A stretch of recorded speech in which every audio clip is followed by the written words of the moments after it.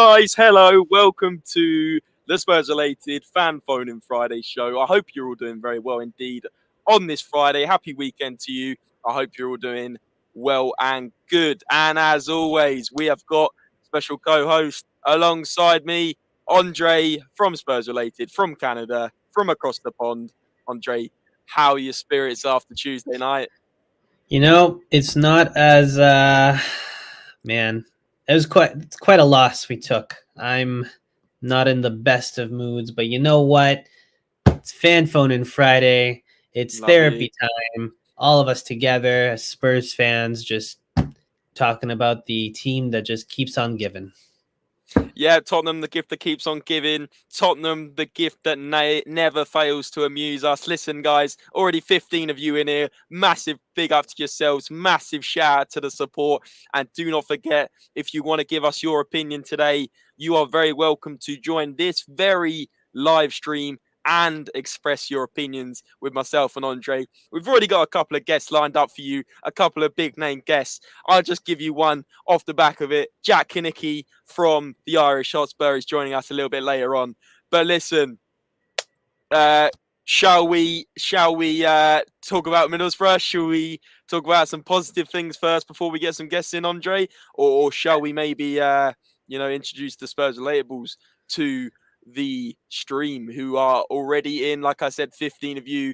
If you look at the splits, there's 10 on YouTube and 3 on Facebook. So that's actually 13. So I can't do maths. But listen, those numbers will keep growing, I'm sure, when we get the guests in, when we keep on going. But just initially, my thoughts on Tuesday, absolutely shocking. And you would have seen from the match review, I was fuming to the point where I didn't even want to talk. We had who did we have in here? Josh in here. He was absolutely fuming. He went in on the players. He went in on Conte. He even said we should sell Son. There were some unbelievable opinions on Tuesday night, and I think the pressure, the emotions got the better of Josh that night. And listen, a lot of what he said was true. A lot of what he said was spot on. But I mean, again, I'm not going to sit here and say we should sell Son. I think that was slightly over the top. I'm sure you agree, Andre. But listen, it was great to have a fan in that just spoke his mind. Sometimes I just hold back and think, not today. But actually, I went nuts to start with. Very unlike me. But Andre, how are you reflecting a few days later down the line? Well, you saw I was trying to be positive here, but I mean, what can you do? It is quite unacceptable that we lost to these guys. We kept up sort of during the players to watch. We were we really said Middlesbrough will be a hard team to beat, but we're a Premier League team trying to go for top 4. I think they might, I don't know if they listen to this podcast and let it sort of make them nervous or something, but we should not be struggling against these guys. It was more so just, to build up that hype and to really, just really talk about some players that have been performing well for that team. All credit to where credit's due. But yeah, I don't accept that. But I definitely, I felt like if I went off, I would not stop. And that is why I tried to be positive. But you know what?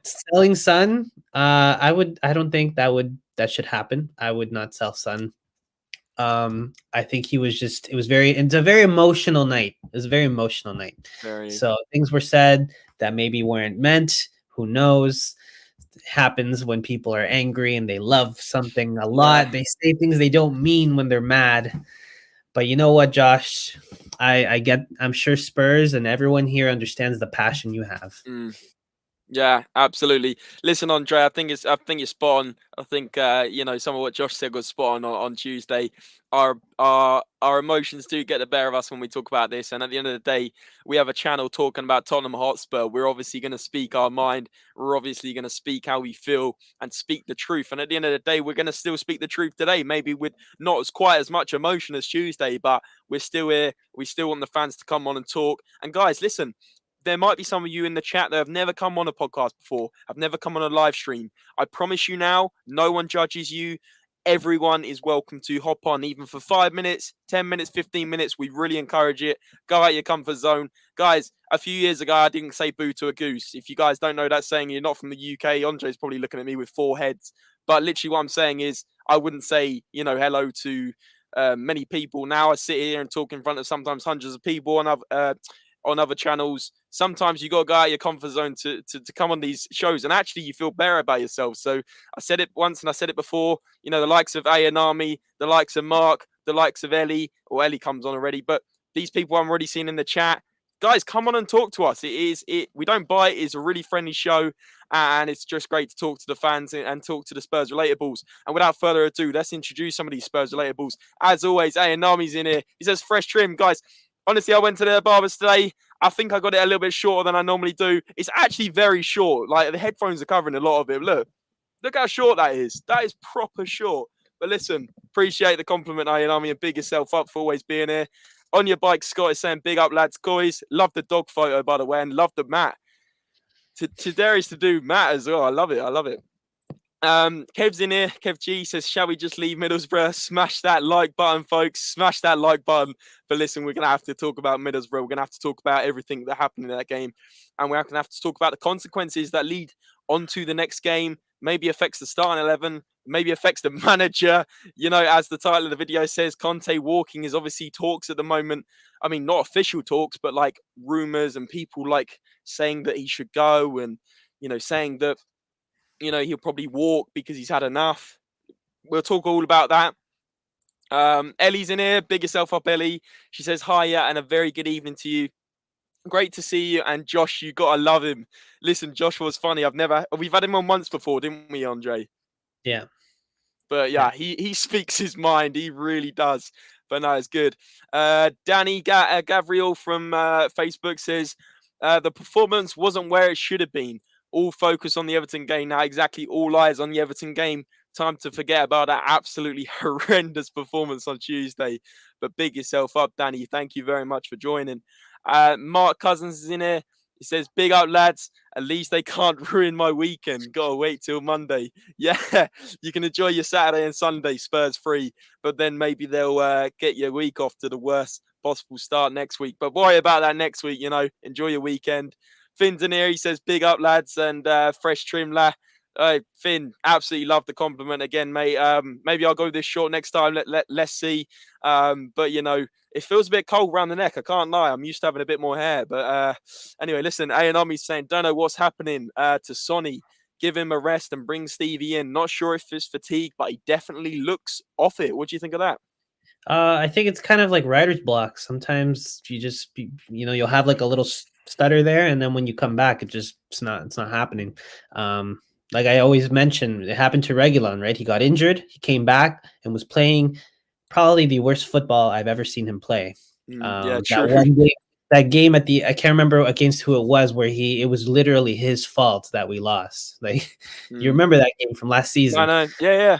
And a lot of people were like, sell him. And I was like, no, let's relax. I think he's just having a player's block. I don't know how you would call it, but yeah, it's really unfortunate. This is a very crucial time, and it's hard to see Sonny make all these mistakes and sometimes even reach my bottom 3 when we do those at the end of the match. And it's not bottom 3 because he's the worst player on the pitch, but it's bottom 3 because his standard is up here and he's playing down here.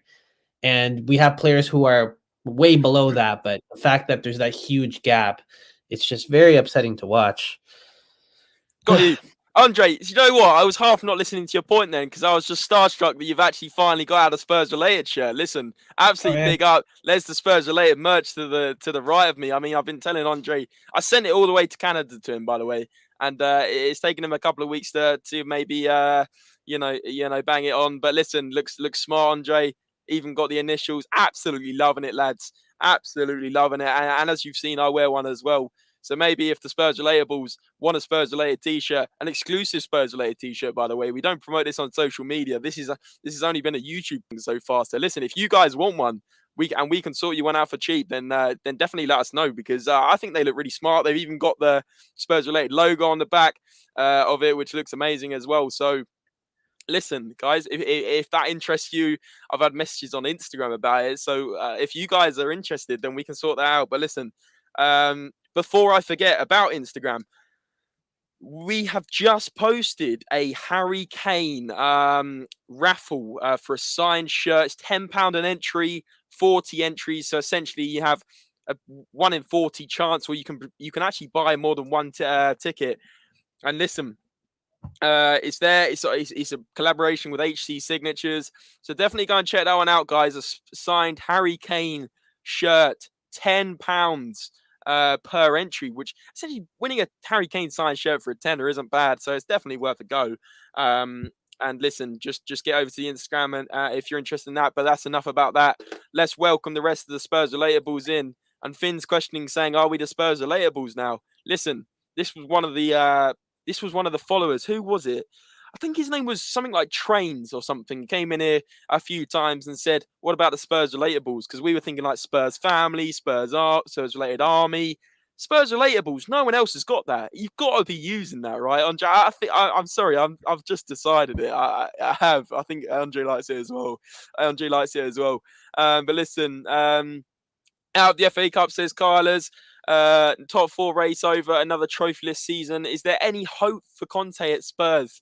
Listen, I mean, yes, it's another trophyless season. Is top four race over? No. Are we favourites? No. But can we still do it? Yes. So, in answer to your point there, Kylers, I do agree with you. But I would say don't give up the faith on top four. It's not over till it's over. And there's still a long way to go, right, Andre? Yeah, I think that Levy has promised to back him in the summer. Whether he actually goes through with it will depend when we get there. We'll see. But I know for a fact that even if we don't make top four, Conte will stay if he's backed. If he's not backed, even if we make top four and he's not backed, he will leave. I can guarantee you that that's what's going to happen. And I think that's why Conte's relaxed, because he knows that this season there's goals, but it's kind of a write-off unless we make top four. Because I don't. You guys saw. I don't know if you guys saw the press conference. James, did you see how Conte was laughing? I couldn't believe it.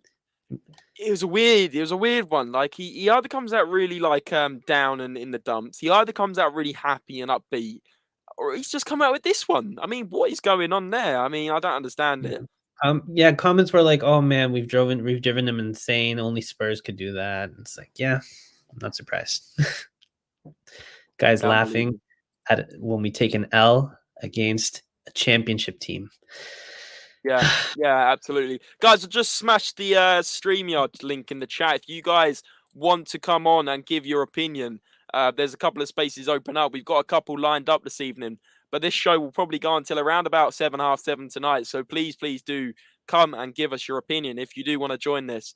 Iron Army is actually saying 99.9% believe that Conte will finish this season with Spurs. The backing next season is important, and I think everybody, including the fans and the people at the club, understand that. Yeah, absolutely. I do think he will last till the end of the season. I think it really is D-Day in the summer, whether he gets backed or not, and whether he then stays on.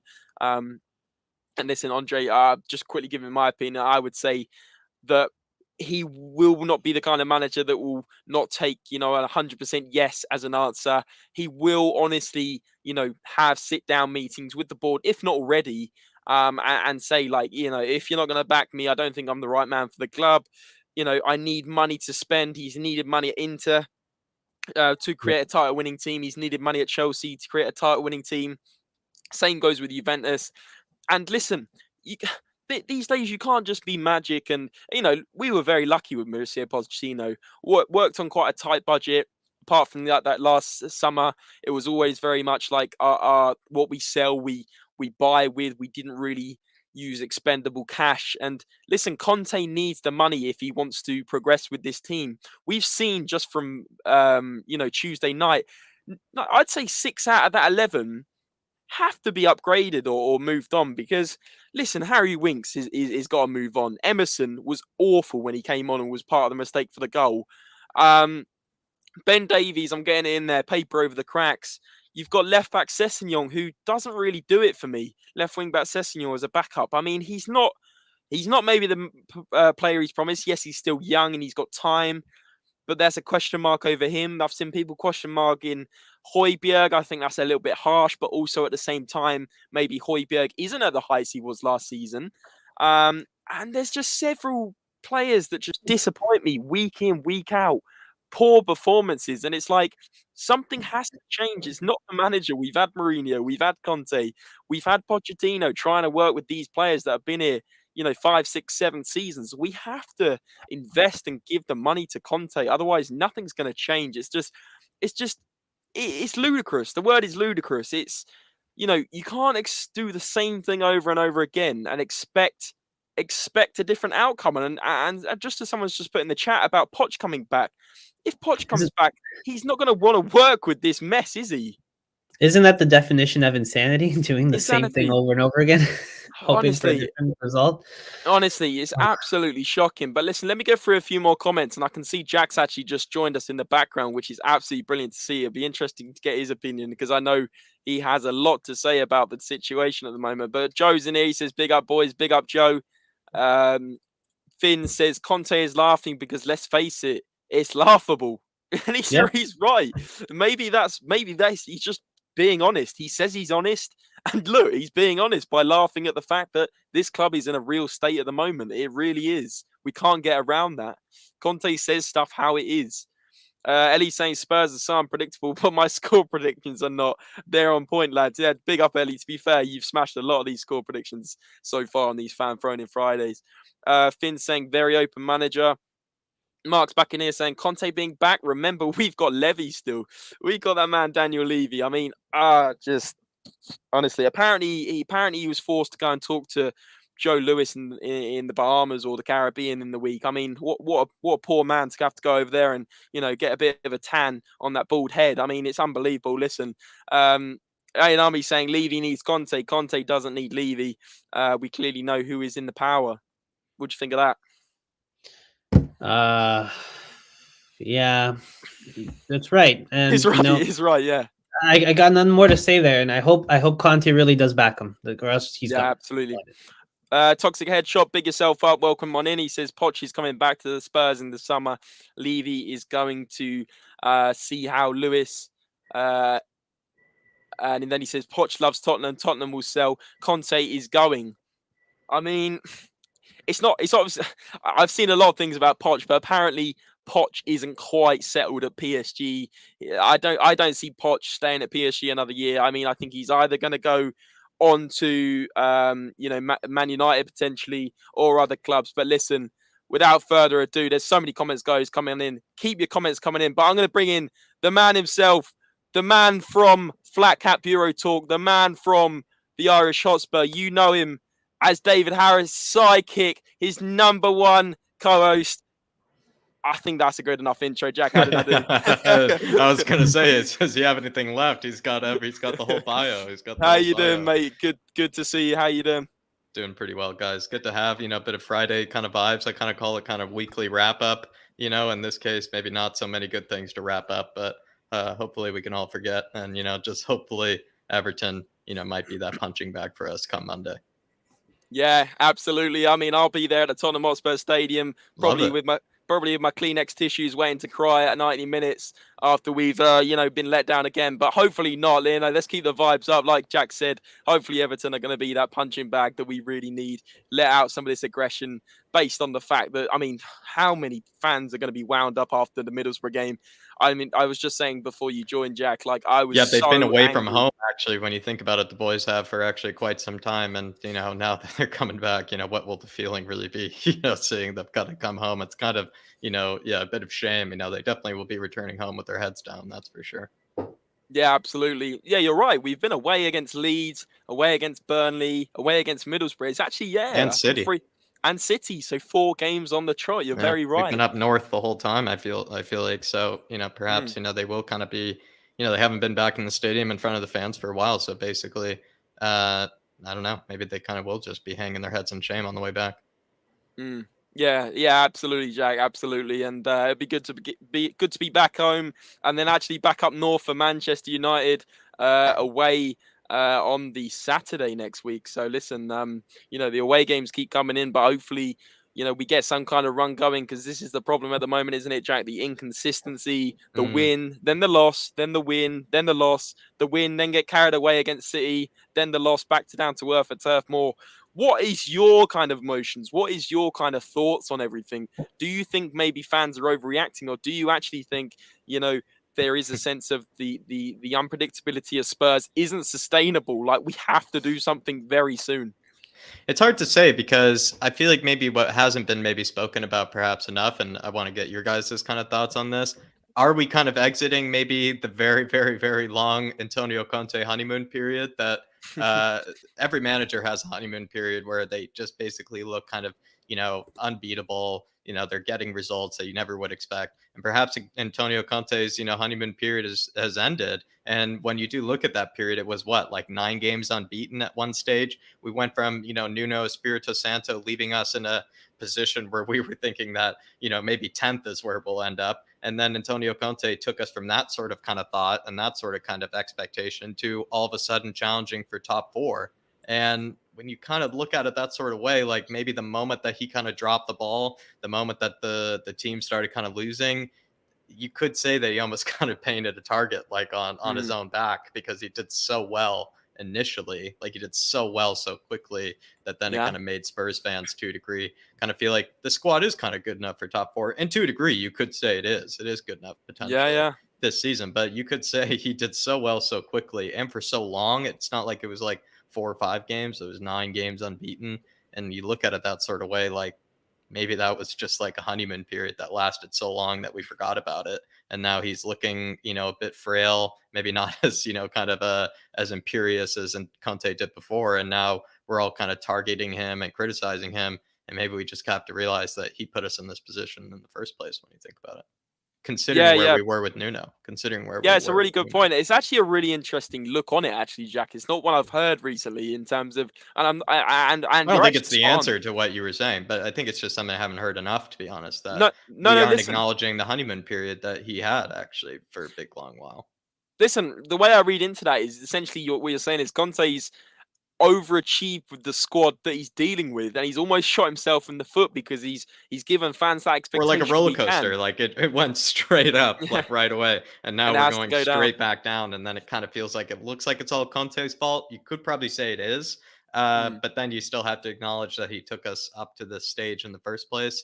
So to be honest, if you ask me, I feel like you just continue to ride with Conte because he got that squad. Because all the questions that we are asking right now, like, oh, can we really play, a 3-4-3? It's like, that's what we went 9 games unbeaten with, was the 3-4-3. Like, oh, can Sonny's not really playing well anymore. It's like Sonny's had 6 goals and 4 assists. Sonny, has been playing like a number 10 and is actually looking ridiculous at times in that position.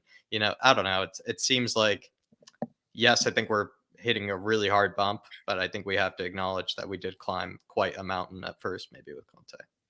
No, I think it's a really good outlook, and actually, I understand what you're saying, but maybe now, the dust is being removed from this setting. It's like, well, this squad isn't good enough. Conte's come out and basically said it, with these signal flares saying, those comments after the Burnley game where we were all starting to worry. And listen, this has to be that kind of wake-up call. Like, Conte's managed to get results, at Man City, and, another good few really, really good results. And we were unbeaten in, I think it was 10 games for him to start with. So listen, like, obviously we've had bad results against Chelsea and bad away results where we should be picking up points. But actually Conte has, like you said, produced some unbelievable results when we weren't expecting it, when we really weren't expecting it. We've seen opposite. We've seen the opposite be true as well. And maybe that's how and like, maybe let's compare it as well to other managers. Like, look at Steven Gerrard. Like, that honeymoon period wasn't so long. Look at Frank Lampard. His looks like it's not going to be very long. Rangnick's didn't even start or even begin. So you do kind of have to take that into consideration. Conte, out of all the new manager hirings, has actually kicked off quite extremely well, and so well that all of a sudden it's now looking like a failure because he basically went so fast so quickly. And I think that only gives me hope, though, to be fair, guys, because like I said, all we're criticizing him for, it feels like these days, are like, oh, he's playing winks, he's not playing winks in the 3-5-2, all these sort of kind of criticisms. Oh, he needs to play Bergwijn instead of Son. We kind of have to realize it's like, well, maybe that's happening right now. But if you look at 9 games unbeaten, 10 games unbeaten when it was working, you kind of have to look at it like maybe there is just some sort of bump or hurdle that's happened here that isn't as obvious as we'd like to think it is. Because I don't know, it just feels like the 3-4-3. We've demolished teams with the 3-4-3 before. We even against like West Ham demolished them with the 3-4-3, in our own stadium as well. So it just sometimes I see the criticisms of Conte and I think they're valid at times, but you also have to look at when it was going well, it was the exact opposite. No, you're right. Yeah, exactly. Like where were the people The when we were 3-4-3 was winning? looking better than the 3-5-2 when we first started, actually. The 3-5-2, we were saying, we don't really have enough good midfielders to really create. Maybe puts more pressure on Emerson to do something. And then we were saying the 3-4-3, it's like, oh, like Emerson can, stay deep.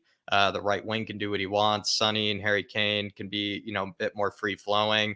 We were saying Skip and Højbjerg are fine together. And then now we're looking at the 3-4-3 and kind of questioning it, which I think we should. I think we should question it. But you do have to acknowledge that at one stage it was working for 10 games unbeaten.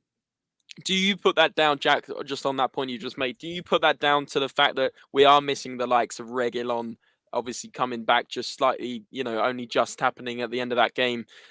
We are missing the likes of Ollie Skip, who was absolutely huge for us, arguably one of our players of the season to start with.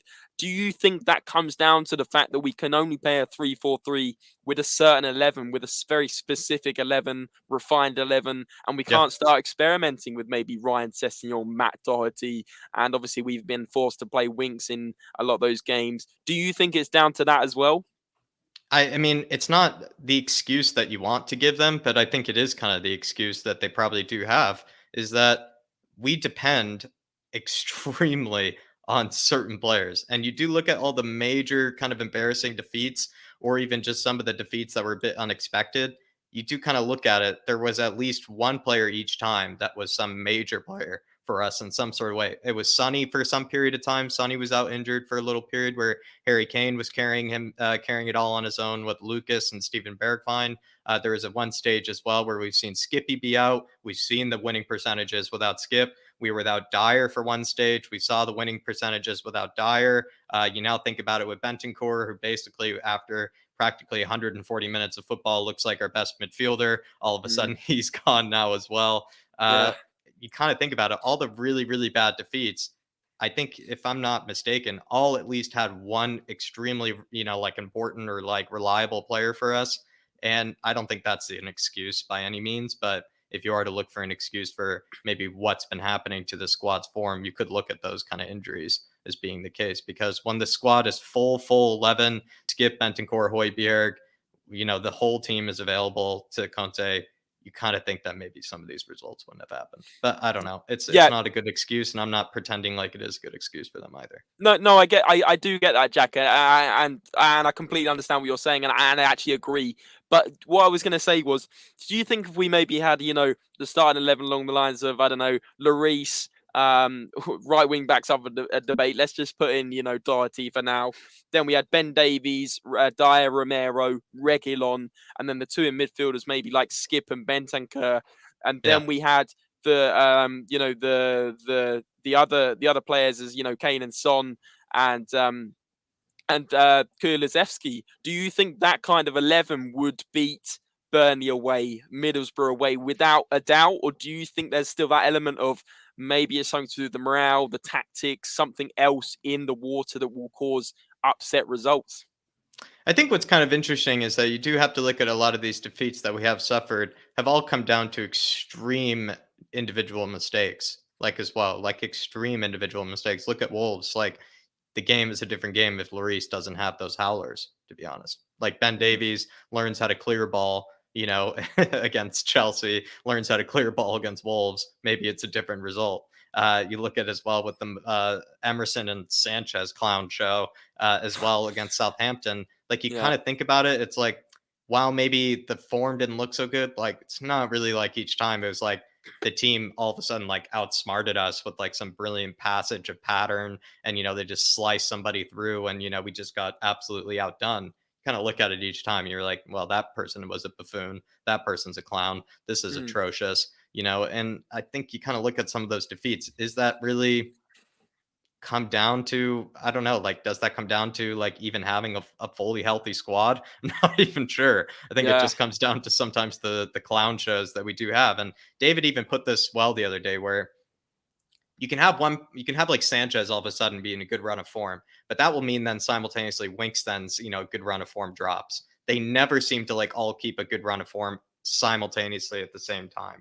It's like Sanchez all of a sudden is playing well, Tanganga has a howler, Winks all of a sudden, is playing well. You see Højbjerg not be able to play a pass. Emerson all of a sudden, starts playing well. Like Sessegnon and Reguilon are both injured.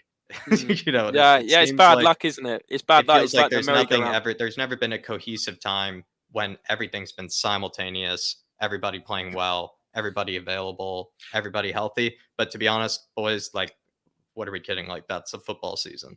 But listen, that's exactly what I was going to say, Jack. I get what you're saying, and I That's do like agree. a utopia that we're talking about. That To something, exactly, it's unrealistic. So then you have to ask the question: our squad depth, our squad quality, isn't there to then carry on when we do get an injury? Like, we should be able to replace Skip as a centre mid. We're trying to fill two positions in a 3-4-3, and we're struggling to get two good players at sometimes. We're struggling to fill a right wing back position that we bought.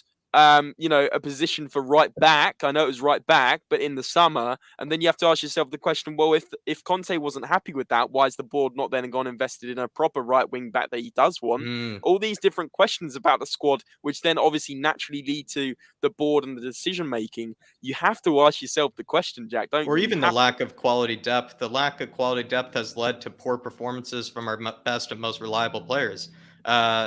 And even I think what's weird is that, I don't know, like I want like Andre or you or James to come in on this, but Dave and I like kind of discovered today in this like Q&A today, someone said like, why is it that all of a sudden, there's all these drops, Sonny, Sonny's bad this season, sort of kind of like arguments and everything. And Dave says, we kind of have this inclination, it feels like, to start attacking our best players when things aren't going well. Maybe because we know that our less quality players can't actually do anything. Yeah. So then we just start to look at the better players and think, well, they should just be doing more. But when you actually think about it, that's a bit almost ironic, if you ask me, because it is. Because it's like, because then we answered it, it's like, if we had quality depth, all of a sudden we're not attacking Sonny and Kane anymore. But when we have worse depth, we like all of a sudden attack our better players. It's not the other way around. Like with us just attacking our shit players, we actually start attacking the better players instead of, I don't know if you guys think that's true. We were talking about that just before you got here. We had a guest in during the match reaction, and he was going off on Son. And obviously we respected his opinion. We talked about it, debated it. But, it really is one of those things where Son is just having sort of like a player's block, the same way that Reguilon got the same thing last season at the end when he came back from injury. It happens. And that's why you have to have quality depth so they can just take a moment to chill out and just really focus on their training and get back to form and realize, even have that pressure that there is someone that can replace them for a little while, so they can also be relaxed, but know that, okay, now I have to work my way back in there because someone is taking that opportunity. But we don't have that right now. Do you feel like it's turned into the stage where, I don't know, like we just maybe are then just relying on these like better players, like maybe more than we're actually realizing? Like, Son doesn't score. It's it's like it's a crime. 100%. 100%. I think it's ridiculous. Son and Kane are still human beings, and you cannot expect them to be on their game 100% of the time. They're good players. They're really good players, so they'll be on it about 90% of the time, maybe 85, but not 100. They're not robots. They will have games where they might not score 2-3 goals to save a very weak defense or a very weak midfield, and we cannot be blaming them for that. We have to support them, and we have to look at what really needs to change, not something that's been helping us. That Man City game, you cannot attack Kane because he didn't really do much in the Middlesbrough game, because he already saved us in the Man City game. Yeah, and he played amazingly against Leeds. So sometimes someone else needs to that's the point of a team. that you don't always have to be the one carrying people. Sometimes you will not have the best game, and you have to hope that your teammates can help you. If we had let's say we had an Ollie Watkins as like a backup striker. Let's just look at Villa. Let's say we had an Ollie Watkins as a backup striker, and we had, I don't know, like let's say it's Coutinho, even though I don't want it to be Coutinho. Let's just say it's Coutinho. Would we probably not maybe be attacking them probably as much, because Ollie Watkins all of a sudden comes in 70th, 60th minute when maybe we just can rest these players, when, certain games when we're just like, this guy's obviously good enough to be able to take on these players. I don't know. You just kind of think about it. Sonny and Harry Kane aren't then played as much. They're actually more fresh for every game. They're not, having to expend as much energy each season. I think someone has even said before, the way that we've like tried to get every single ounce out of those players has probably actually like halved like their playing career.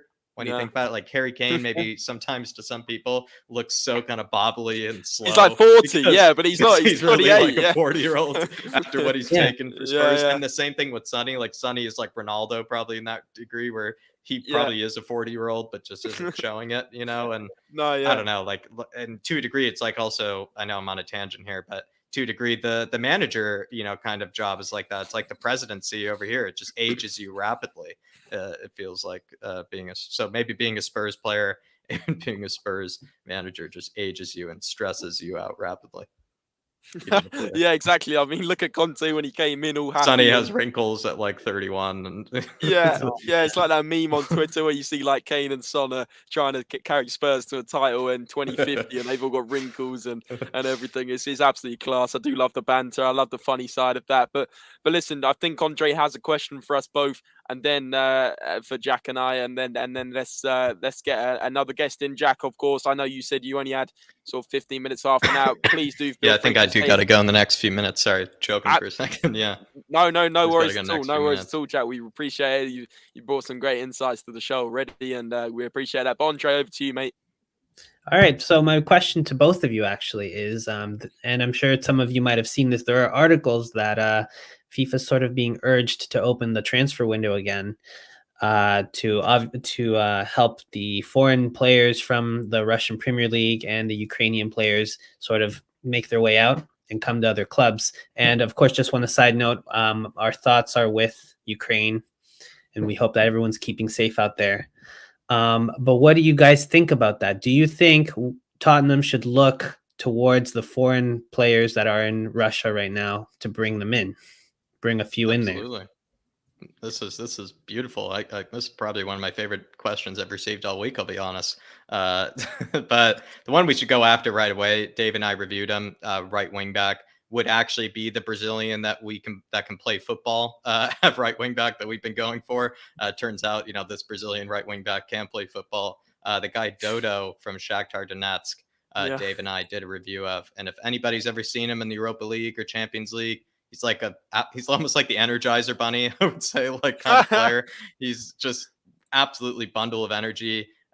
Really, really, really good going forward. Probably better going forward than you would even say defensively, which is all what Spurs are looking forward to with Emerson. It almost feels like now we don't even want the right wing back to even be good defensively. It feels like, just so we know that he's good going forward. So Toto, I would say, fits that bill. As well, there are like plenty of players at Shakhtar Donetsk I think I would happily take. Even kind of, there's one guy named like Marcos Antonio, who's like a little tiny kind of Harry Winks, I would say, Brazilian Harry Winks, that I've actually always really liked. The other teams like in Russia and stuff, I'm not really sure. There was that one guy we were rumored with from Georgia, if you guys remembered, who got the really, really long name, Kavicha. Kvaratskhelia or something like that. Perfect pronunciation there, Andre. Unbelievable. Kavicha, we could take. Absolute, just silky. The guy plays like Zidane. I don't even know if he would really help us, to be honest, just for my own sake. That would be fun.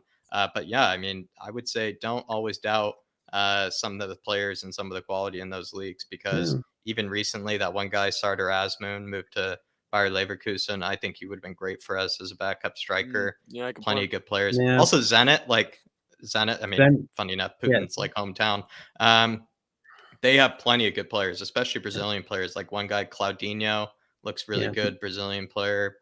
Malcolm as but yeah. well. Marios. Malcolm's a bit of a head case, I think. I think he's like a bit of an Ousmane Dembele situation sort of player. But yeah, plenty of talent that maybe often doesn't really meet our TV screens.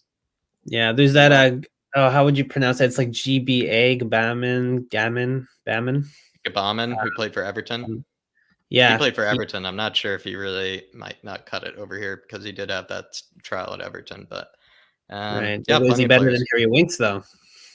Plenty there. There is plenty. You could probably find some of them Macedonian leagues, if you wanted to. But listen, without going off on a tangent, like there's all very well Andre going to get someone slightly better than Harry Winks, but we need someone far superior to Harry Winks. We need someone. I would say take a look at Shakhtar. I always love Shakhtar. I think they have really good players, like that kind of funny Brazilian, Ukrainian kind of connection they've always had is, I think, always been kind of fun. And they have really good, talented players. They also have one guy from Israel that's really good as well, named Solomon, who's a right winger. I know. Yeah.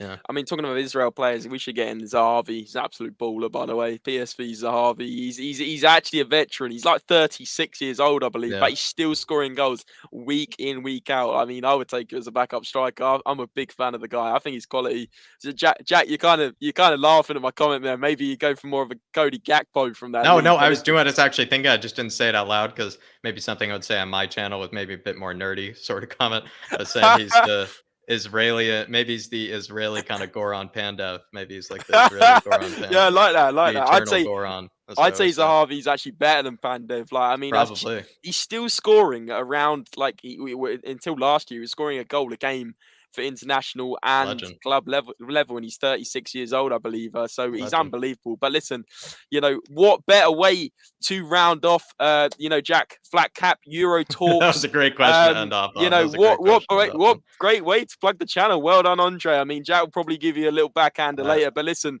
guys, as you've just seen, Jack knows his stuff about all clubs Europe, all European players, and he does reviews pretty much weekly, right, Jack? Over on Flat Cap Euro Talk. So, guys, very just nice hit over a James. K. Please do go over there. Even if it's one or two of you, it all helps.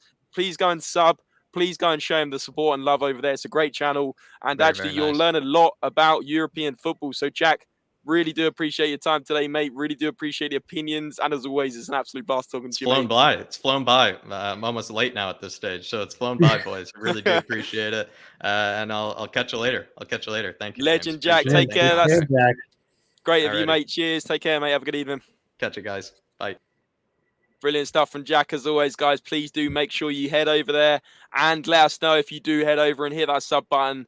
I know a lot of you do know Jack Nicky, and he's a great guy. He's a great supporter of the channel, and he's a great friend of ours. So please do go and show your support. But without further ado, Side Dancer, welcome on in, mate. PC Matt, welcome on in, mate. Jack is one of the few I consider who knows how to watch football. Big yourself up. Russia Messi, forgot his name, says toxic headshot. Coover's in here. Big yourself up, Coover. If you do want to join the StreamYard, link is in the chat, or I can PM it to you if you need it. But listen, there's some great talking points in the chat. Please do keep your comments coming in.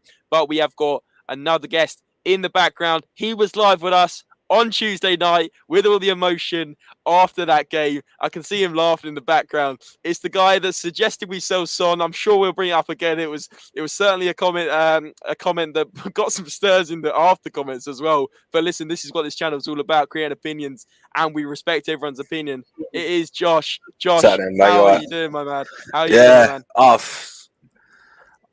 The emotions died off. I still haven't fully recovered. I'm not going to lie to you. But after going through Twitter and seeing that some people actually predicted that this was going to happen, it's kind of like, this club's predictable, isn't it? Very predictable. Its unpredictability has become very predictable. Yes. Yeah. No, exactly that. Just thought I'd touch quickly on the question, the last question you asked, Jack, about should we be looking at the Russian players now. Obviously, the situation going down in Ukraine is horrible right now. Like it's not something that I think anyone wants to see happen, and I think it's a very tough call, but I don't think really that Russian players. No, they would be. It would be for bringing in the foreign players that are in the Russian Premier League. Yeah, and this is the thing. Like, they have nothing to do with the situation. They're not politicians. They're not. They didn't call for this to happen. So I think it's very hard for them to be, tarred with the same brush as what the Russian, as what Putin has been, and the whole Russian invasion movement. I think that's a very, very that shouldn't happen. It's a very negative thing to happen to football. Ultimately, Russia have been kicked out of Europe, been kicked out of the world. I believe they're going to be kicked out of the World Cup. That their sporting events have all been cancelled. The Grand Prix won't happen there. It's a very, very tough time. But I don't think really you can tar the Russian Premier League players with the same brush. I think that's a very, very hard move. That's a very hard thing to do, especially when there's some quality talent that's come out of Russia in recent years. Yeah. Yeah, 100%. true. And I think the beauty of sports in general is that we can all come together when times are tough. So exactly. We're human beings first, but we're football fans second. Like that's how it always has been. Like they have no say on what happens. So I think it's very, very hard for us to do that. Yeah. Good point. But the question was mainly pretty open, just to see an opportunity there, because we are lacking depth, and I think any decent quality we can bring in would be a major asset that could play over Harry Winks. No, 100%. Harry Winks is a League One player at best. League One player at best. There are so many other players that I'd rather see at Spurs. It goes without saying that there are options available. The list is endless. If I started naming names, we could be here for hours, because I don't think there is any one player right now that we could have legitimately on our radar that would not be an upgrade to Harry Winks. Yeah. So obviously, as I started at the beginning, our thoughts are with Ukraine and with the whole thing that's happening, and for the safety of everybody. But yeah, it would be a very interesting opportunity to sort of bring in some depth in a time right now where it is very much looking like we're suffering the consequences of what we all feared, which was the fact that we didn't bring enough to this team. We got rid of 4 players. One of them's obviously on loan, and some people are questioning that, but we did not bring enough depth to this team. And now look, we have one injury, and this whole team is crumbling. One injury to a player who just recently broke into the 11, and yes, he's good, but that speaks to the quality of the squad, the depth of the quality of the depth that a player who just broke into this team this year, him not being here is affecting us this much. Yeah, no, 100%. And obviously, there are some fantastic players coming out of Russia. There's some fantastic players there, and it'd be a shame to see them stuck in a war zone, so to speak. They need an escape route, and I believe, if I'm not mistaken, that people are calling for FIFA to reopen the window. In order for Russian players to escape Russia, and it's not even just the Russian nationals. It's players that have come from abroad into Russia that are now stuck in a predicament where they now have no route out. They have no escape. I can genuinely see a lot of transfer requests being handed in the next window by a lot of players that are in Russia right now. Because it kills me to say this, but I don't see this ending anytime soon. I really don't. I think this is just the start. Yeah, sad situation over there for sure. And but this is a football show, not a politics. Exactly. And listen, Andre brought up a good talking point, but let's just time will tell what happens with that, and maybe if later down the line the window does open up, we can create some kind of talking point on that. But listen, for now, let's move on. Let's talk about obviously Everton on Monday night. Now, going to get both of your thoughts, but just to start off with, obviously the return of Dele Alli to the Tottenham Hotspur Stadium. Watch him score an absolute weldy. Watch him score a weldy. Yeah, listen, he's not done a lot for Everton so far. No goals and no assists either, I believe. But listen, at the end of the day, what do we expect? We knew what player we got rid of, and I'm obviously a bit apprehensive, a little bit like Josh, on the fact that he could potentially come back and haunt us. But I don't think I don't actually going to say it. But listen, I think we have to bounce back. There's no excuses. We have to crack on now and actually get a run of games going. And listen, this week isn't going to be easy. This week coming up, we've got Everton at home on Monday night.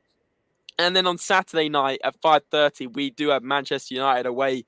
And I mean, they are two very tough fixtures, especially obviously the end of the week at Man United. It's a top 4 battle.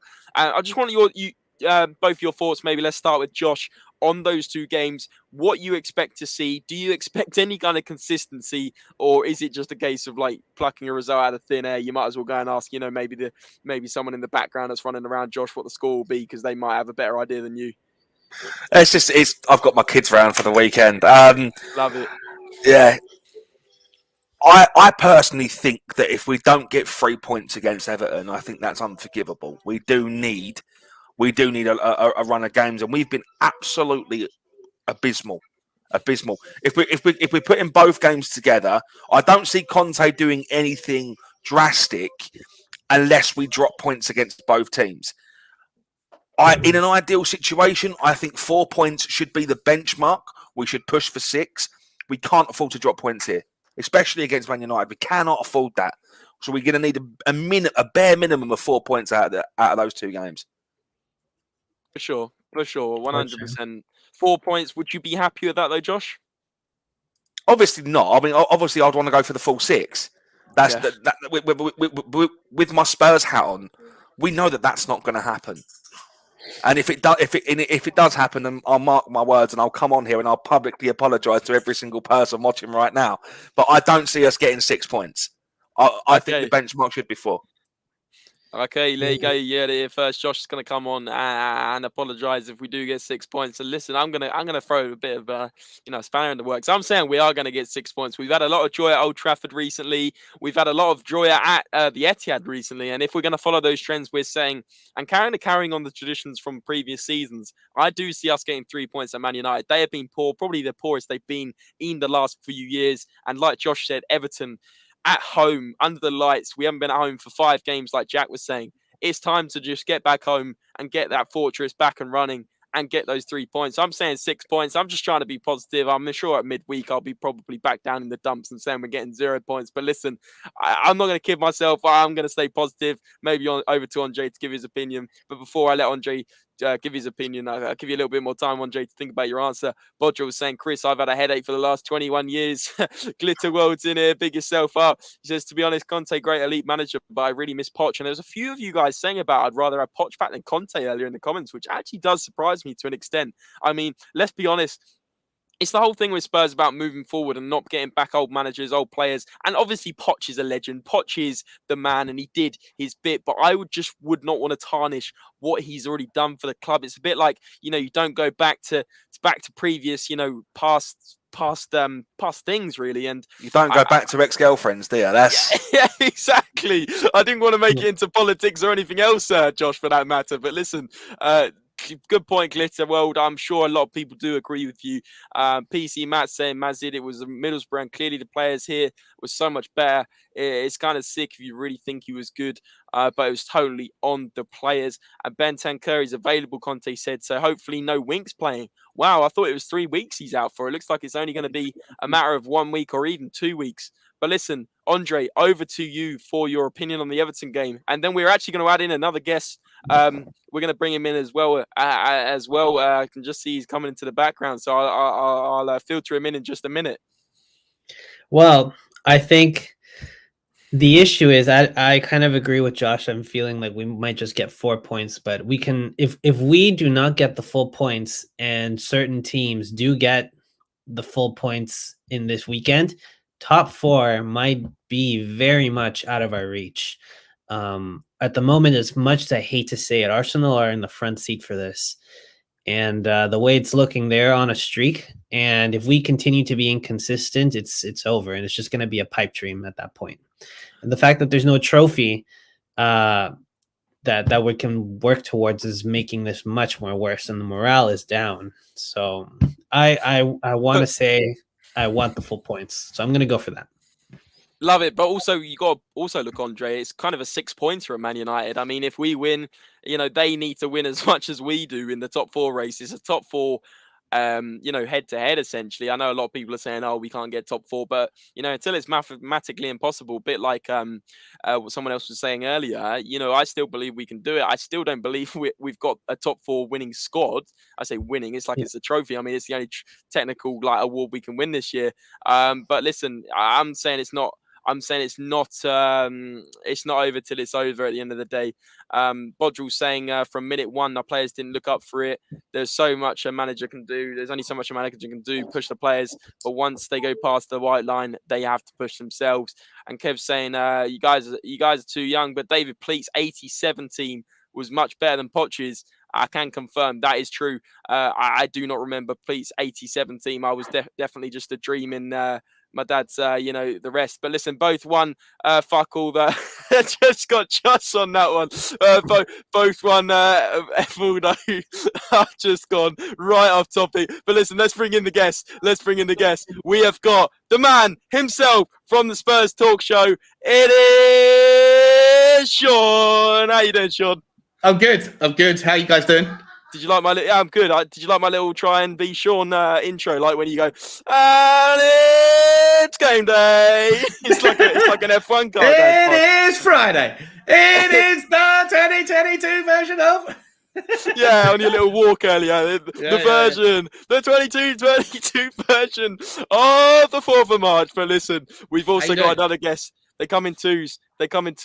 I don't know if he's ready to join actually because his camera's off. So maybe I won't throw him in the mud just yet. Oh no, it's back on. So he is ready. It's the man himself. The other co-host for SpursRelated is Joseph McBride from, journalism Joseph McBride. We're going to call him actually from nowadays. Jesus. Oh, what? Sorry, mate. What were you doing? Having a little party in your room or something? You don't want to know. No, nothing, mate. Listen, we got a little chat going on here. But guys, Sean and Joe, firstly, how you doing? I'm well, mate. Yeah, good. Cheers, Joe. I'm good, really good. Yeah, it's Friday night. It's always a good time, right? So.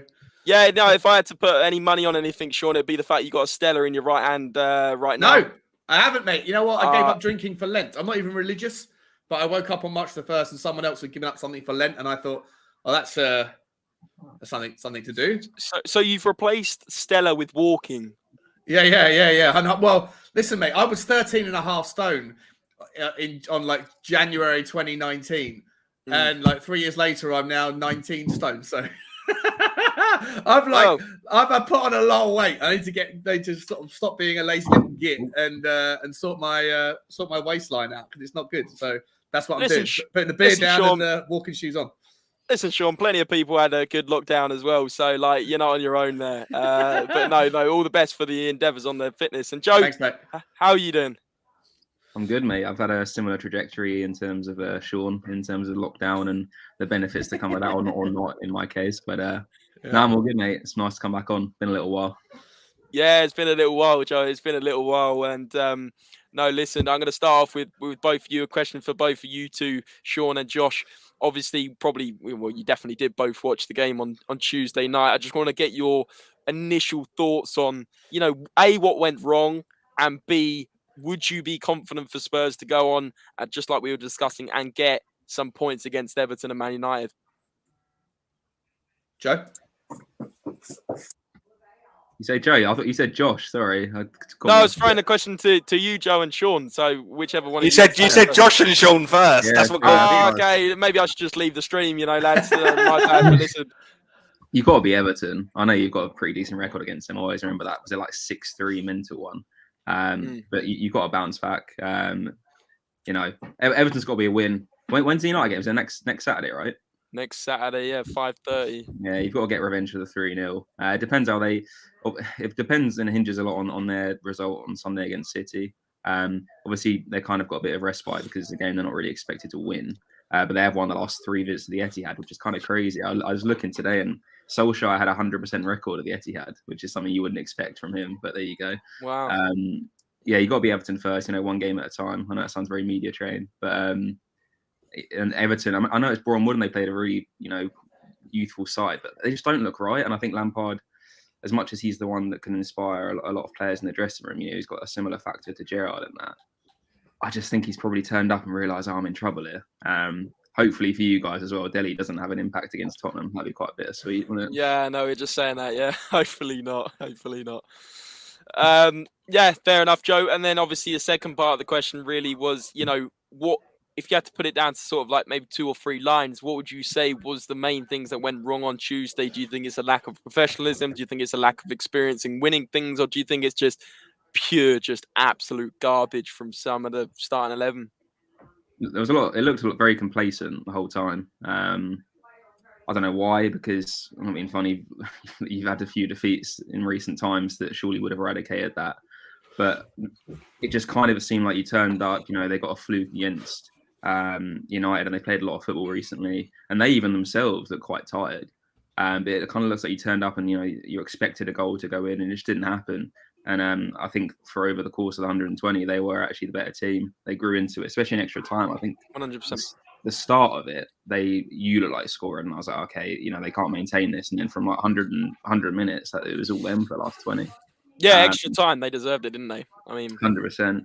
I don't know what it is, but I mean, obviously you want to win a trophy, and it's another season where that can't happen now. I'm not saying that to rub it in. I'm just saying at least you can. No, we understand. Yeah. Now, iron things out, focus on the league. If you can get top 4, that'll still be an incredible achievement with how competitive it is. And Conte can put all his eggs in one basket with that, while teams in and around them have got other duties other than Arsenal, obviously, because it's their first season in 26 years without Europe. I think the biggest problem coming out of the Middlesbrough game is I think we went into that game underestimating what Middlesbrough could actually bring. There's multiple different factors that weigh up that add to why we didn't get a result. The first one ultimately is because we underestimated them. Middlesbrough aren't they're not a weak side. They are a team that can cause upset. Look, they did it to Man United. There was nothing stopping us doing it to us. Secondly, I'm going to watch what I say, because we have someone on the opposing side of the fence, that in the sense of I genuinely don't think we invested the money into the right places in the team. We were screaming out for creativity. We were screaming out for a right wing back and a secondary striker, and we brought in two midfielders. It just, I think there's the general stigmata with Tottenham right now is that there is a massive issue with our business, the way that we do business, and windows like that are just proving it. We didn't bolster the ranks as such, but I think we didn't really add anything to it. We got rid of some players, but I think we got rid of 4, brought in 2. What we didn't do much. And I think this is why now a lot of Spurs fans are very optimistic about the future, at least until the end of the season, and when this war chest investment comes in, where Conte is going to be able to spend what he wants. But again, that's to be seen. I'm not going to touch on it too much until it has happened or hasn't happened. I'm not going to comment on it. But there we go. Good point, Josh. No, really good point. Simply Ace is in here. He says, "Hi guys. Similar to what Joe is saying, against Middlesbrough, the problem was the lack of desire. When we were not pressing the opposition, we were always asking to get beaten. This can be copy and pasted onto many defeats."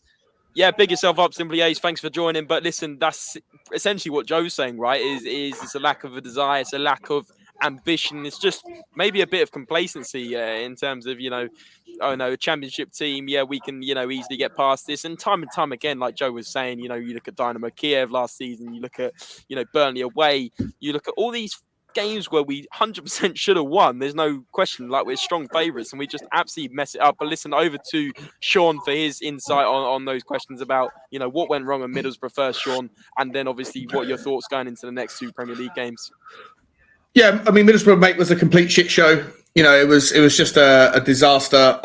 It's been so difficult. I've stepped away from doing streams this week because there's a lot of questions that need to be answered and that are being asked, and the answers are very difficult to find. I take Josh's point, about the window and about the rebuild and all that stuff. But and I agree, like there's definitely a lot of work and it could have been better and all that stuff. But for me, like our squad on paper should be able to beat Mura. It should be able to beat Burnley. It should be able to beat Wolves, Southampton away. Watford we only just snuck by. Middlesbrough, the right wing back that we didn't strengthen. Matt Doherty, Emerson Royale are better than Middlesbrough. They should be able to do it, right? So it's more than just talent. I think it's a bit in terms of Matt Doherty. I think that's a bit of a reach there. I don't see him. I think he's a mid-tier championship player at best. Okay. Yeah. Well, I mean, fair enough. But Middlesbrough are a mid-tier championship team at best, right? So it was he should still be able to do a job. And certainly the other 11 players on the team should be able to have done a better job. And I think it comes down to, obviously it's mentality. What side of the mentality? I personally think that there might be some sort of team spirit with like lacking. Like I said this on Dave Hotspur and Jack's show the other night. I was like, maybe one of the answers to the problem is to send the boys on some sort of survival weekend where they got to go and like make rafts. Oil I'm a celebrity, get me out of here, Spurs edition. Yeah, something like that where they work together and figure out, because rather than going home after training and playing FIFA all night, like work together, like, or go bowling, do something where you can try and figure out a way to like each other. Because I don't know if there's something missing in that ethos, that if you're not going to do it for yourself, do it for the rest of the team. Because it looks so disjointed. I hope that this is where I'm going to turn positive now. The reasons why we should be able to beat Everton, the reason why we should be able to get something out of the Manchester United game is because Bentancur's coming back fit. Skippy should be back for the Manchester United game. He's not going to be ready for tomorrow, but with Bentancur back in the team, you can kick Winksy out, or if you want to go to a 3-5-2, you can leave Winksy in there and allow and try and change something up. Also, Tottenham always stutter when we have to play twice a week. It's almost like Conte doesn't have the ability to focus on both games. So he'll focus the preparations for the Man City game and then not have enough time to get them together. Yeah. Listen.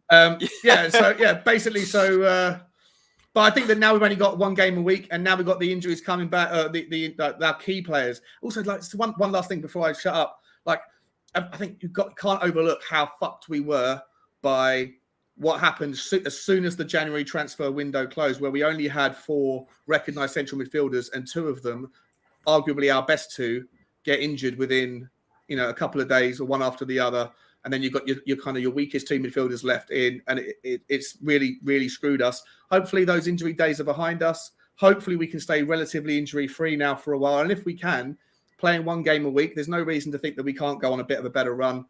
But yeah, in terms of the Middlesbrough game, I don't know. It's so difficult to figure out why. It's so difficult. Yeah, no, 100%, Sean, you're spot on, and it is hard to put your finger on it. Like we can talk about, like we said, the lack of desire, but actually maybe it is that quality also, like that was mentioned. So I think there's all sorts of factors that go into this. But listen, staying on the negative train, Spurs have just gone 1-0 down to Arsenal under 23s after 20 minutes. And someone that is mates with my cousin has just scored, and that is no word of a lie. He's 18 years old. He's playing in the under 23s. He's just scored against Spurs, so we're probably going to get battered by Arsenal under 23s to put an even dampener, a bigger damper on the whole Spurs on social media and everything else. But listen, Danny's saying, big up, boys, big yourself up, Danny. Kev's G saying 4 games in 12 days away from home, same team, no options. They were burnt out. Borough super physical side, we could not hack it on a wet pitch with no midfield and no wing backs. And also on top of that, Kev, the fact that we're struggling with our squad and no Ollie Skip, no Reguilon at times. Do you guys think that that's a good enough excuse? 4 games in 12 days to then lose at Middlesbrough? I hate the argument wet pitch. The rain has got absolutely sod all to do with the fact that we lost. We lost because we were dog. The pitch is wet for both teams, man. Yeah. No, it's not a good enough excuse. It is, and it's a partial explanation. It definitely contributed. But if we played 3 games in 12 days, would the result have been any different? Probably not. But the pitch is wet for both teams. How is that an excuse? No, I'm not saying the wet pitch thing. That's silly. I'm talking about the 4 games in 12 days and the fact that we had no options and we're tired and we had the injuries. That's what I'm saying. Yeah, I mean, it's not an excuse. Fatigue is going to play a massive factor in it, but there's fatigue, and then there's just having no brain. And I genuinely think against Middlesbrough, we just didn't have our footballing brains on. We underestimated Middlesbrough. We didn't actually realise what they were doing. They were pressing high all the time. They were always high press, and we didn't do anything to counter that. The tactics were wrong. The team, like you said, Sean, there's got to be something like morale-wise within the team that's really significantly low. There has to be something. There has to be something, and I can't help but feel that maybe it's Conte's passion that his press conferences where he's been very vocal is kind of having an impact on the team. Like they don't know whether they're going to have a coach next week or not. Like it's that kind of thing. There's definitely something. There's this huge dark cloud over Tottenham at the moment, and I'm just hoping we get the sunshine very soon. I'll tell you what. One thing specifically to like bad energy, bad atmosphere. Did you hear Conte talking about Sessegnon and Reguilon today? Like he came across to me, and I've been saying it for a while, that Reguilon's injuries and his COVID thing is not as bad as it's been made out. I think that Conte and Reguilon don't get on. That's why Gio left. That's why Gio left. So the grounds that maybe that's a narrative. The grounds are there because exactly the same reason Giovanni Lo Celso left, because he didn't get on with Conte. Do the Spanish and Italians clash generally? Are they like Reguilon really got on with Mourinho though, didn't he? Yeah. Here's why, and I can tell you a very simple reason why. I'm sure every time Conte looks at Reguilon, he thinks of the 2 or 3 chances he's had in front of the net and completely missed it. Yeah, that's probably why. But his first performance at home with Conte in charge, he scored an absolute peach of a header against Leeds. Of course, but then he's missed a few since then. Yeah. And he expects a lot. He's a wingback. He's a wingback. But he expects a lot from his wingbacks. He expects a lot from his wingbacks. Think back to Inter Milan, the people who are on that. I mean, I get wingbacks are a massive part of Conte's system, but again, he's a wingback. He's not a striker. Like you can't expect him to be scoring goals. But I do think that it's just the issue. Sorry, it's just if the issue is every manager has their key players based on their style, right? Mourinho, he put so much emphasis on Kane and Son linking together. That they were the only 2 that scored. But when Conte came in, you saw it was different players that were scoring because we were on good form, and it's been very frustrating to see him sort of watch what we've been watching, where all the players start coming back to reality and they show you how they really are, which is not very good. But Andre, do you think it's unacceptable for Reguilon to miss from like 6 yards, which has happened like 3-4 times this season? No, I don't think so. And I think that's why Conte probably is looking at him going like, you know what, man, my wingbacks need to be able to score those, because for him, wingbacks are crucial. His Sessegnon missed a couple of sitters as well, though, hasn't he? So did Son. Son missed a sitter from like 3 yards out. I take your point. It's an interesting point, Andre. There may be that's probably why. That's probably why he was laughing in the interview, because he's like, all of my players are missing shots that they should score. Or look at Doherty's complete shambolic attempts in the Middlesbrough game. You know, it's I think wingbacks are very crucial, and he's gonna the summer we're gonna probably see some movement in those positions. All right. You know, you'll always get the Spurs fans that are like, but at least he tried. Listen, bring it back in, guys. Bring it back in. I'll go over to Joe, and then we'll go round the clock again. What do you, Joe, think needs to change for next game, other than obviously win the game? Like, that's obviously the obvious answer. But what do you think should be done in the starting 11? What do you think needs to change? And maybe even, do you think a formation change needs to happen? I just think a fast start, straight from the first whistle, you've got to be direct. I mean, you know, when you played City, your tactics were perfect. And when they lose at home, it's because they concede early and you were straight on it.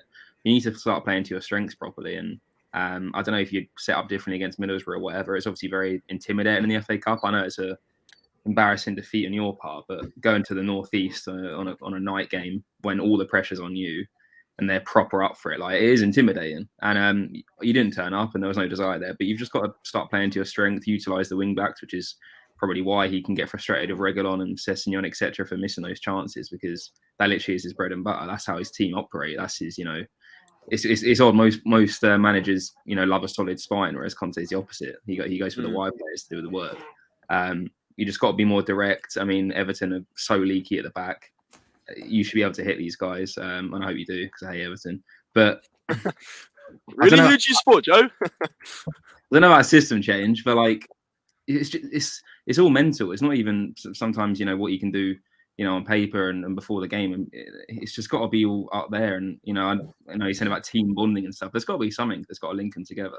You know, all the winners and all the people that play for each other and, you know, score late on and dig themselves out of bad situations. It's because there's a togetherness where, as I wouldn't be surprised at Spurs, they just turn up to do, you know, their daily duty and just all go off and do whatever. There needs to be a change, you know, right from, you know, Monday, let alone Saturday and Sunday.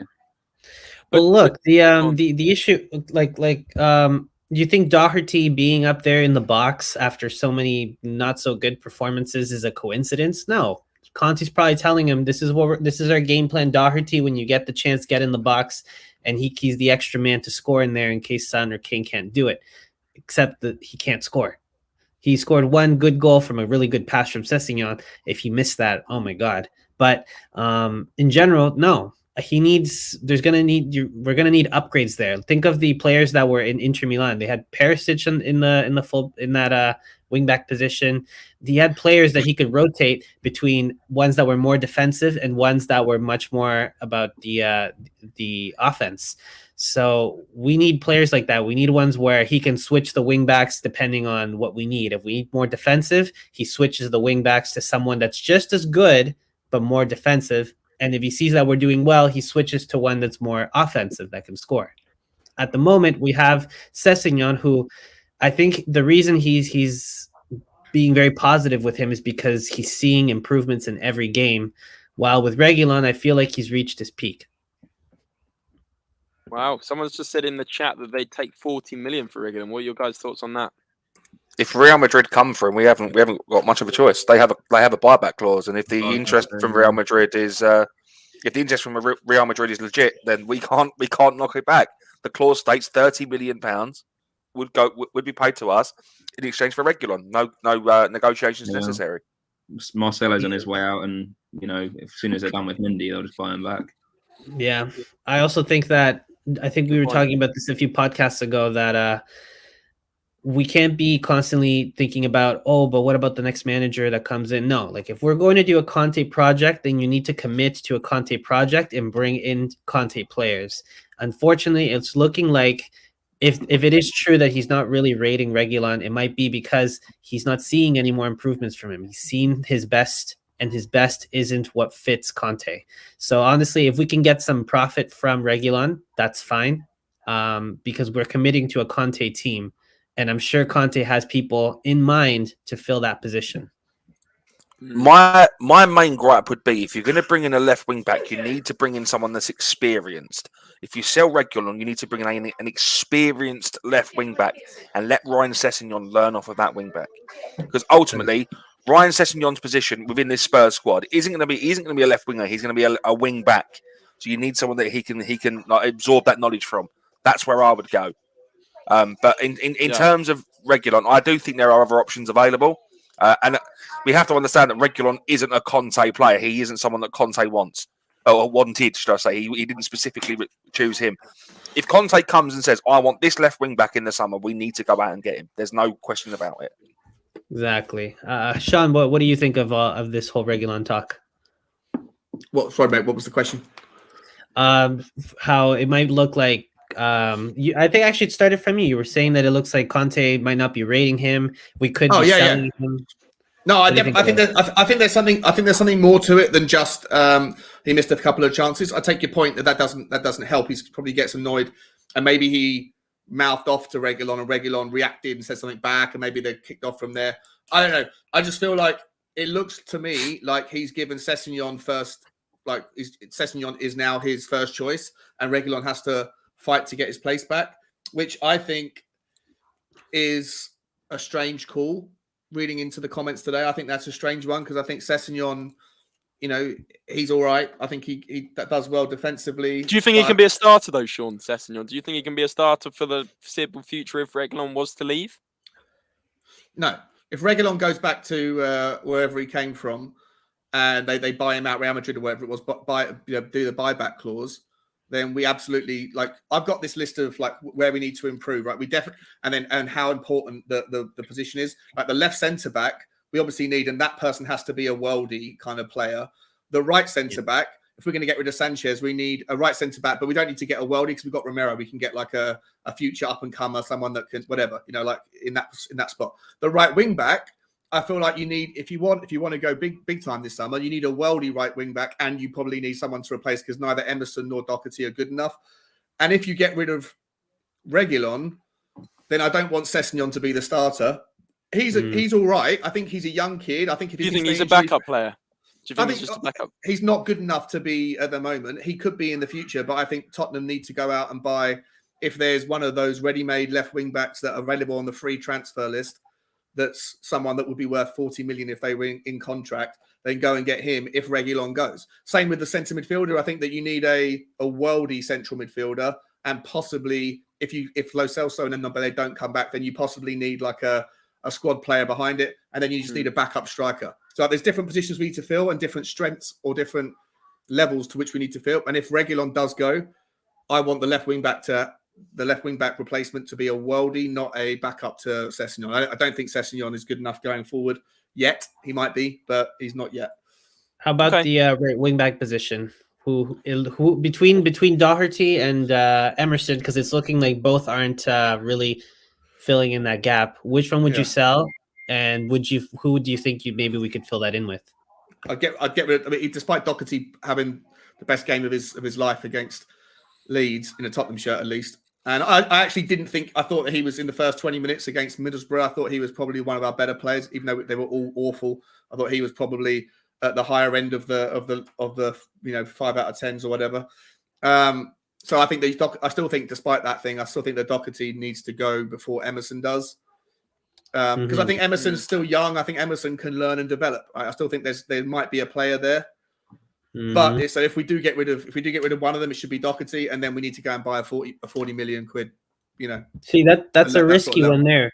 That's risky. You know why? Why? Because if you remember correctly, Emerson is not a right wing back player. He's a right back. Right player. back, yeah. He and I was talking about how in Brazil he plays good. He plays really good for them. And I think we also spent more money on Emerson. I think having him in Tottenham, possibly not living up to his potential, might lower his value. Wouldn't it be better to cash in on this guy? Yeah. It's a fair argument. Fair argument. If we could get the money back on him, get rid of him as well. Fuck it. Yeah, especially because that could go towards bringing in another right wing back, a natural right wing back. And Doherty, as much as I hate to say it, and I have said it before, the fact that he's playing better now, not by much, but the fact that he's been playing better shouldn't be a surprise. We brought in a right wing back to be a right back. Now that we switched back to a right wing back position for him, all of a sudden he's playing better. It's simple math. It makes sense. I think there's less to lose with him because we only spent about, I believe, 15. Yeah, about that. Yeah, that's a good point. If we can get our money back, sorry, Joe. Sorry, mate. No, I was just saying, without being rude about Emerson playing well in Brazil, no disrespect to the continent, but everyone looks good in South America. Like Gio Lo Celso is one of Argentina's best players. Look how he's good point. Name me the last South American World Cup winner. Well, at the end of the day, all I'm trying to say is I think Emerson, the performances he's been putting in for Tottenham are not his best. And I think he can play better, just not in that position. I think we cash in on him now and make that money go towards a player that will suit what Conte wants, which is a player who can score some goals, but also be defensive. Yeah. I don't know. What are your thoughts on that, Joe? Oh, absolutely. I wasn't saying about your point about who to bring in is spot on. I'm just saying I don't agree with people like clinging on to the fact that he looks good here, he looks good there. It's when you take out like a step back and look at it from the bigger picture, it's like kind of a distorted view. I've just nothing against South America, love them, but I just like there's a lot of players that thrive over there, and people are like, we got to buy them. On the flip side, Luis Diaz, like recently, like I was buzzing with him at Liverpool, but Colombia have been horrendous. They lost like 7 games in a row in the qualifying. They might not even make the World Cup now. It's just a weird place to go and play qualifiers. There's such a golfing class sometimes, and then it's just odd. But would you take Victor Moses? Oh no, Joe, that's unbelievable. Listen, back to reality. Listen, couple more questions. By the way, guys, great support tonight. We've had like 30, around the average of like 30 viewers all the time across all socials. So build yourselves up, can't even talk. And make sure you smash a like button and subscribe if you are new. Really do appreciate the support and great talking points. But listen, couple more questions. Kev G said, where does Pepe Matasar come into our midfield next season? Does he start, or are we going to loan him out again? What do you guys think? Maybe Sean or Joe take this one. Yeah, I don't know. I mean, I don't be just probably another huge disappointment. We just come in and we'll give him everyone will be calling out for him to get minutes, and then some people will have this faith that he's going to be, because he's so young and we just got to give him time and stuff. But I'm not that excited about him. I think listen, if we're not going to buy somebody better because we've got him coming in, he might be the backup that I was talking about in the central midfield. Maybe we we just need one worldie then in that central midfield creative spot, and then let Pape Sarr be the kind of the backup name that I was talking about. I actually forgot he was even coming in, to be entirely honest, until you mentioned him. That's how unenthusiastic I am about it. Yeah, fair enough, Sean. And listen, maybe a sort of final question and concluding question for the panel and the chat, by the way. So guys, get your opinions in on this one. But I have put down, would you bring in some of the young players like Harvey White into the team for the next games after the absolute shocking performances recently? And this can include like starting 11 or maybe appearances off the bench, because let's be honest, we haven't seen much of Harvey White in the Premier League coming off the bench either. I don't think maybe at all. So listen, would you guys bring the likes of Harvey White off the bench? In a way, it's unbelievable that I'm saying this, because we've just got rid of three midfielders that actually, are technically dead weight in the club and had to be moved on. Do you think we now need to look at the youngsters? I don't know who wants to kick us off on this one. Joe? All right, I'll go. Andre? I'll go. Yeah. I think what we should. What do we have really to lose right now? What, playing Harry Winks is going to really is that crucial at the moment? I'm sorry. I know I keep targeting him, but I think it's time to give some other players a chance here. I don't think it's just. I wouldn't start him. I'll play him on the bench. I wouldn't start him, especially because I heard that Bentancur is back. Like he's good to go. So but I think if you need to bring someone off the bench, maybe give someone else a try. I was really surprised that in the Leeds game he didn't give a young player a chance, especially when we were up 4-0. That is the perfect time to bring in a young player, not when we're losing 1-0 in a game where we will be knocked out in about 5 minutes if we don't score. I was very upset to see that Dane Scarlett was brought on for that. That shows to me that he was out of ideas that he brought in Dane Scarlett. So to me, I would start giving other players a chance. The younger players need to come in. It's their time to shine. It was like when Mourinho brought in Tanganga. Can you imagine coming in for a Liverpool game? He probably gave him the talk of his life. But that's what these players need in order to be able to succeed. They need that mentor to come, put their arm around them and be like, listen, we're in a really bad situation right now, and I need to count on you.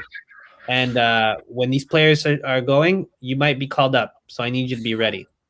Yeah, and actually, Andre, I linked that with maybe sort of the Liverpool situation, and what better way to go around the clock and go to maybe Joe on this one from another perspective is Klopp obviously beds in his youngsters, probably the best in the Premier League, in terms of like giving them a chance when the matter moments. That makes no sense. When the moments matters, and at the right time, and you look at the likes of like Harvey Elliott, obviously at one point Trent. At one point, Joe Gomez, all these young players that sort of bedded themselves in the Liverpool squad now. Joe, maybe you want to take this point on a little bit further and say, like, when is the right time to bring in a youngster into a starting 11 or maybe even a bench appearance? When you're playing well, it helps. My issue is, Andre said it perfectly. When we're 4-0 up, why aren't we bringing these players on? Obviously, you got to show respect to your other team. But I think when you guys are crying out for a win, crying out for a change, and there's a lot of expectation, to kind of thrust them in can be a bit dodgy, and it can actually kind of put them back in their progress rather than help them. I think it's best to do it when you're playing well. Obviously, I know it's easier said than done. Bringing them on during the games when you're winning for that valuable experience, and it all counts. At the level that Harvey White's at, every minute counts in the Premier League. I don't know how I feel about kind of doing it from the start, especially when there's a lot of expectation, a lot of toxicity around the fans at the moment because crying out for wins and chasing top four. Liverpool do it a lot. Tyler Morton keeps getting minutes when we're winning. Harvey Elliott's gone so far already starting. He was our main starter in midfield until we got that injury against Leeds. So it's got to be the right time. I think you should walk Everton, but I still wouldn't start him. But yeah, I'd definitely start him on the bench. If people don't deserve it on the bench, then fair enough. Yeah. I was going to just say that I agree with that. And I think that if we're in a winning position, which most of the time we're not, you should be giving that. You should be giving that time. You should be looking at that and going like, okay, let's bring on the boys that are on the bench right now that I don't want to bring them on and lower their morale when we're losing. Like Sean, what do you think of that we brought on Dane Scarlett when we were losing with 5 minutes left, and then in the Leeds game we didn't bother bringing any young players in? Yeah, I don't think Dane Scarlett's going to get much of an opportunity. I think not for the rest of the season, unless we're in those positions where it's the roll of the dice at the end. Because I think, to Joe's point, I think it totally depends on, how you're doing. Liverpool can do it. They can always constantly bring their players in because they're always in a position where, they get themselves to be in healthy positions where the game isn't going to be on the knife edge either way.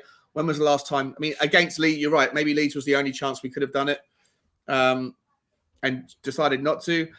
I think Conte even spoke about it the other day. When he was asked about the youth, he said that Dane Scarlett is head and shoulders. I'm paraphrasing, but he said he's head and shoulders above everybody else in the youth team.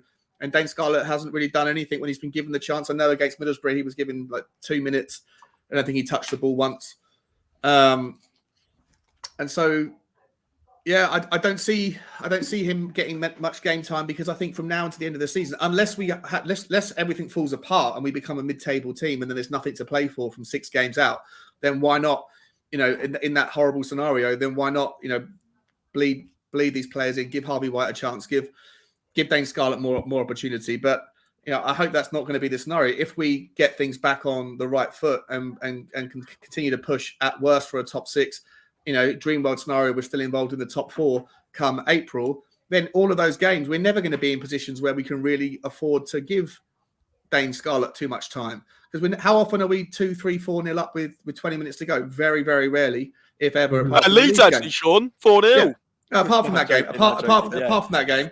And then the argument about, giving Harvey White a crack. Well, listen, if Conte thinks that he's miles behind Dane Scarlett and Dane Scarlett has flattered to deceive a little bit, then I don't know. Doesn't sound like he's ready. And also, if Skippy and Bentancur are back, then they're obviously going to be first choice. So, but what you've just said, I think that's what you're alluding to, Sean. Why do you think Conte doesn't bring on like the likes of Harvey White when we're 4-0 up at Leeds? Why do you think he doesn't give him those 5-10 minutes? And same again with bringing on Dane Scarlett against Middlesbrough when we're chasing the game. I mean, surely bring him on when we're comfortably winning the game. And I know what you're saying, we rarely are in that position, but surely when those moments do arise, we need to bed them in like that.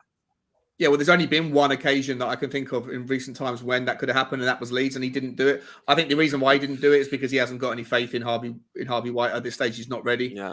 And obviously the same with Dane Scarlett. I think literally the only reason he gave Dane Scarlett 5 minutes was because it was the last roll of the dice. We were going out anyway, and we had no other offensive options. If anybody else was more senior and was available who could do a job up front, he would have gone on. He was the last option. But see that for me, that's a horrible time to bring on a young player. To me, it just feels like you're giving him the scraps and like the crappy scraps. Yeah. And maybe Josh, you can tackle this one. For example, I think that Mourinho, as much as his style, a lot of people didn't agree with it, and we went out on bad terms. I think he did a lot of things right in terms of development. Sending Skip out on loan, giving Tanganga a chance, hyping up those young players, making them feel like that confidence that they deserve until maybe they might make you mess up a little. But I think one specific thing he did that he absolutely did not get it right was the way he treated Parrott. We were asking for weeks for him to play Troy Parrott, and when did he bring him on? Extra time against Norwich where he missed a penalty. Yeah. And that completely destroyed his development. Now he's out on loan for a whole season again. Haven't heard anything about him. Josh, what do you think about this whole bringing of the players on when we're in losing positions, these young ones? I think Josh, he's muted. Come on, Josh. I think if you're going to play the youngsters, you don't play them when you're in a losing position. You play them at the start. You give them the opportunity to get you ahead, because ultimately they don't have the experience required to. They're not heroes. They're not your Harry Kanes. They're not your Sons. They're not your Moras. Like, they are youngsters, right? Mm-hmm. give them the opportunity. Start them from kickoff. Let them get the opportunity to get you ahead. See what happens then. I've got nothing against us trying out with young players. Alfie Devine, Harvey White, bring them on. If Conte says that they're ready, I'm fully behind the idea that they're ready, and I'll be happy to see them play. At the end of the day, it doesn't matter who's wearing a Spurs shirt. I'll get behind them nonetheless, unless your name's Harry Winks. So you would start the youngsters then? I wouldn't be against it. If tactically it was the best decision or it was the best option, then yes, I would. I'd happily start the youngsters. At the end of the day, they're Spurs players. James, would you start the youngsters? I wouldn't start them. I'd say what I've been saying in terms of I'm all over the place tonight. Say what I've been saying. That doesn't make any sense either. I would do what I've been saying. That still doesn't make sense. Anyway, the point is I would bed them in. I would bed them in at the moments that are right where we're cruising in games, and I know that is rare, or I would start them in games that maybe don't. I mean, Europa League Conference would have been a perfect time. I know we did see a couple of them come in, even Dylan Markanday against Vitesse when we were 1-0 down. But also, what does that do? Dylan Markanday came on when we were 1-0 down at Vitesse in a difficult atmosphere, in a difficult situation under Nuno where we were playing absolute garbage, and he's putting him on in the 70th minute. I mean, what kind of debut is that in European football? I mean, yeah, come and save the game, because the other frauds can't do it. The other players can't sort us out against Vitesse, who were like 8th in the Dutch league. I mean, it's unbelievable. But that is what I would do. I would bring him into games like that, and I know we haven't got the opportunity to have cup runs now because we're out of them all, but that's our own doing again. So at the end of the day, you have to bring him in when we're winning, when we're cruising. Yeah, and I feel like I'm a big believer in that you should have a plan in case we're really smashing that team. So in that Leeds game, if you have Harvey White on the bench, he should be like your plan B for a third substitution. Say we're winning like crazy and you got one more sub in. Imagine the feeling that Harvey White would feel when Conte comes over. He's like, all right, get ready. You're coming on for a Premier League game. Then when you got your other league cups where you're facing smaller teams, they're going to feel super confident to play those games because they've played a Premier League game. But if you put them from losing positions, just that horrible feeling we all get for losing, they get to feel it just as strong. What is that? That's a horrible time to bring them on. Absolutely. Listen, great talking points and a really enjoyable one at the end there, guys. Really appreciate all the support. There's still 20 of you in here watching on YouTube. Big yourselves up. As I said before, please do like this video. If you want more Fan Phoning Fridays, they've been a real success so far. Do subscribe if you are new as well. And obviously, big up to all these guys in the panel as well for taking their time out of their evening today. Joe, really do appreciate you joining us, mate. Where can people find you? Maybe you want a little plug on Twitter or something like that? Yeah, just my on the screen. It's my Twitter app. That's it.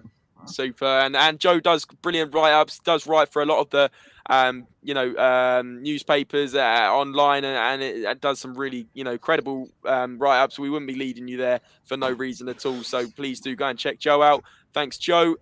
Josh, I don't know if you can still hear me, like headphones kind of falling off there, mate. No, listen, Josh, where can people find you as well, mate? DJ. Maybe on Twitter again. Yeah, you can find me over at Josh the Tottenham Guy over on YouTube. I haven't done anything for a little while, but I'm going to start getting into the swing of it. Just started working full time, so trying to find that balance is very difficult at the moment. Is, yeah. You can also find me on Twitter, JTTG1882. Anything Spurs, anything we'll talk about anything on Twitter. That's probably the best place to reach me. The same on Instagram as well. There we go. Cheers for having me on, boys. Brilliant, guys. Go and check those channels out. And like Josh said, he's going to start again on YouTube, so please do go and support him. And I know he does a lot of Twitter spaces on Twitter as well. I joined a couple where, he was on there as well. So, and actually, guys, I want to try and plan doing some Twitter spaces on the SpursRelated account as well. So please let me know if you guys are on Twitter and you want to check them out as well. But listen, over to Sean finally. I've got Sean's link. Josh, if you want to put your YouTube link in the comments, please do as well. But like I said, I didn't realize you even had a YouTube channel, so please do put that in the chat if you want to. But Shawnee, mate, where can people find you? There's the link on the screen. Thanks, mate. Yeah, you can find me at Spurs Talk Show. You know what? I'm actually I'm trying to optimize my plug, and I've realized recently that I get more love by begging and sounding a bit pathetic. And so what I'm going to say is, guys, you don't have to like me. You don't even have to really ever come to my channel. But if you don't mind, it would mean the world to me if you could just hit that link and then just hit the subscribe button, and then you never have to ever look at me again. But it just would really help a brother out. and that's all I ask. The last time I did that, I got like 20 more subscribers. And other times when I go, you can find this content, I do financial stuff, I do scout interviews, blah blah blah blah. Nothing. So please just hit the link. Sean, I've just refreshed. You're on 1.4k now, so congrats on that, mate. No, listen, go and help Sean out. Give him a few subscribers. Help him towards that goal. I'm assuming his goal, like ours, is to get to 1k as soon as possible. We're obviously aiming before the end of the season. I really do believe that will happen. The growth from the channel has been absolutely amazing, and please do go and support these guys as well. I've just put Josh's channel as well, who's going to start doing content. And listen, Josh spent a lot of time on the channel as well, and we really do appreciate that. Guys, still 20 of you in here. Please do like that, hit that like button. Like that like button. I'm having an absolute shock. I need to get to bed. Please do hit that like button. Please do subscribe if you're new. We have been Spurs Related. You have been brilliant. Thank you so much. Take care. Have a great evening. Enjoy your weekend, Spurs free, and we'll be back here very soon reviewing that Everton game. Take care of yourself, and all the best. Up the Spurs. Out the Spurs. Spurs.